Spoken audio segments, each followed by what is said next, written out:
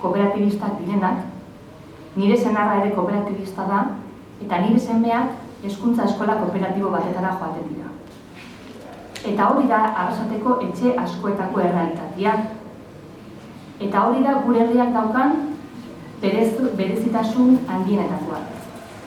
Eta guk normaltasunez ikusten dugun hori, ez da bate normala.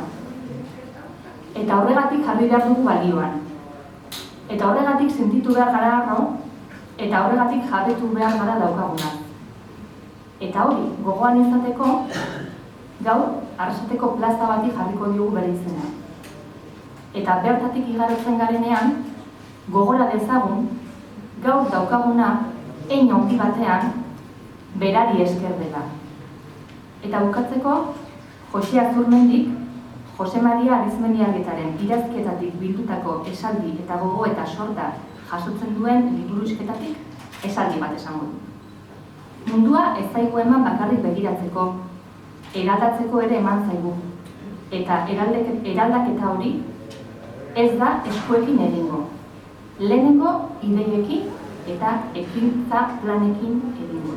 Eskerrik asko.